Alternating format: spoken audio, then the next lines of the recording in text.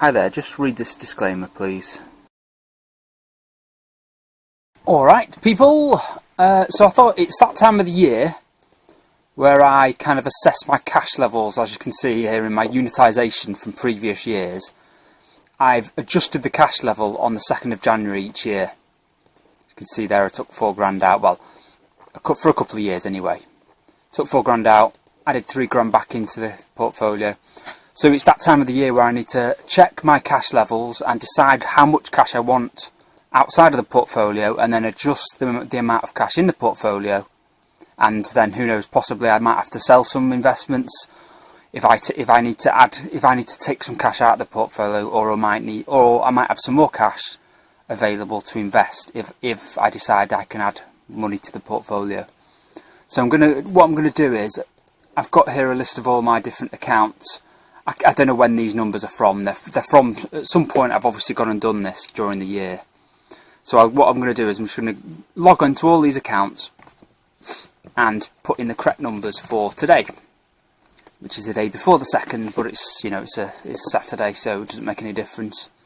And the cash level in the portfolio, I think it's as it is there actually. I think I've got that right already. Yeah, so classed as in the portfolio, I've got a cash of £8.97. So that's 10p short. 97.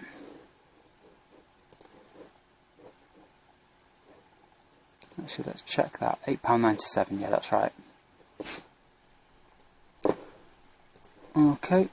I'll just log into all my accounts. Well, actually, they're on the phone, most of them. Stay with me. Why on earth have I got the faces in my mind? Okay, so in my Lloyd's current account, I've got 2569.11. I like to do this at the same point every year, because obviously a lot of the things you spend money on are done on a yearly basis, and you spend different amounts in different months, so there's no point in checking my cash levels. Alright, so I'm checking my Nationwide now on my phone. This is normally £1,500. Because I don't actually use this account, I use it just to qualify for the interest rate I get in the Lloyd's account. 1502.53. Right, so there's a bit of interest in there as well. There's a sum total of £1 sterling in there. Okay, Atom, that's on my phone. Do I look the same? Oh, I haven't shaved for a while. I wonder if this is going to work. It seems to still recognise me even though I haven't shaved. 100.07. It's that much. Right, so in the my iWeb account that's not an ISA, there's 0, and that's only because yesterday I sent out £29, I think it was. I've got the information from a unitisation spreadsheet, so that money is on its way into the Lloyd's account, so I've just added it there. And about £45 in Hargreaves Lansdown as cash. And in the SIP is the 2,880. Nothing's invested yet, I'm just waiting for the bonus to arrive in that account. So I should be getting the £720 bonus in there in about a month's time.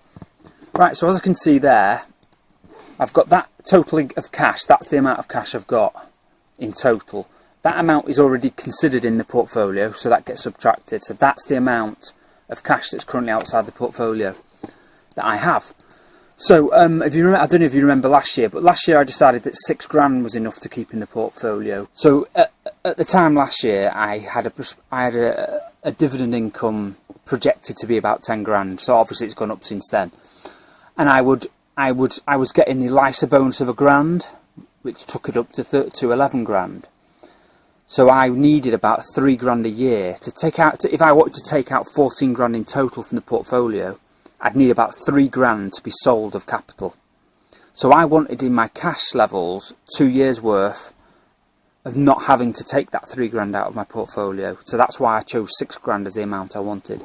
So what I want to do this year is make a bit of progress on that. So obviously the amount I need now, because my earnings now have an extra £600 in them because I've decided to do that SIP bonus thing as well.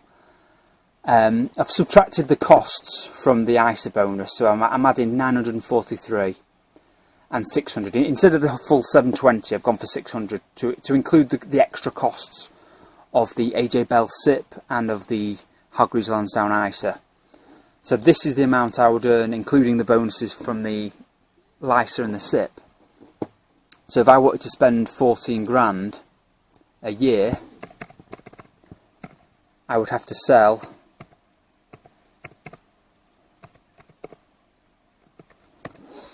about 1,764. So how about we go for 3 years of that? No, I don't like that. I don't like that. I think what I'd rather do is just keep making progress. Because at some point, I don't know, at some point, I think I've spoken about this before. When I went through this spreadsheet here, I had 2 sets of assumptions. One of them had me spending a hell of a lot more money. So if I was to ever change my lifestyle, at one point I might tell you what this lifestyle change is. I don't know, I'm not ready to share yet. If I was to change to this lifestyle, I'd need a bigger cash buffer. Because lasting for 2 years in a down market, with this extra spending going on, would require a bigger amount of money to last 2 years of not having to sell any capital from the portfolio. So I think I'm better off making small steps towards this lifestyle here, if I want to do it one day. This spending more money thing. So instead of going on what I did last year, of going for 2 years of a buffer with this spending and this income, I think I'm just going to try and make progress in a small way. So what I'm going to do is, instead of having 6 grand of cash left over, I'm just going to go for 7 grand. I'm going to go for a 7 grand buffer. So the amount I can add to the portfolio is 1,307.64p. So that's what I'm going to do. So, copy from there. It goes in the capital in out column as a positive number because I'm adding to the portfolio. Where are we? Copy from there. Pay special values. Okay. So it's added there, and it also needs adding to the cash column here.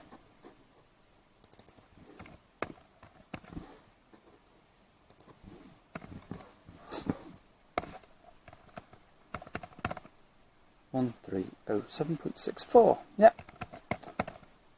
Okay. And as you can see, the spreadsheet seems to be working correctly because it hasn't affected the unit price, the accumulation unit price and the income unit price has stayed the same, but the number of ACK units has gone up, and the number of income units has gone up. So it seems like the spreadsheet's working. Right. Okay. So. Oh yeah, and I also need to change this spreadsheet, don't I? So that's not the. So the cash level.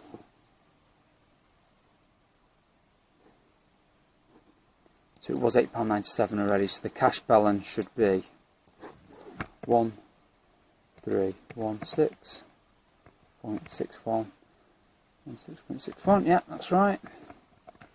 So that's the new level of cash, which also needs changing in my Google Sheet spreadsheet as well. I think it's that cell, yeah, and then the other one's copy from there. So there we go. Now my cash level's gone up to 0.33%. So now what am I going to do? Now I'm going on this spreadsheet now. So the money that I would, like at this time of year, if I was short, if I was like below 7 grand, I would have taken money out of the portfolio. And using the plan that I spoke about in one of my previous videos was that the capital that goes in or that goes out of the portfolio, if I need to spend some of the capital, it would come from the growth section of the portfolio. So the bits that I've got added up here, so currently it's about 106 grand, 26.94% of the portfolio. It would come from there.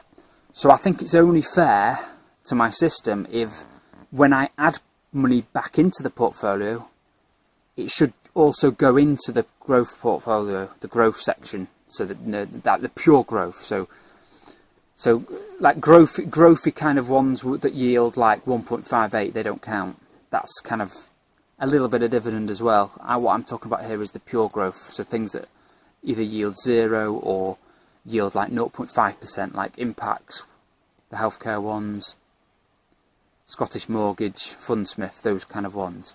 So it's only fair that it should go back in there when I add money to the portfolio, because that shouldn't, long term, this shouldn't be the normal.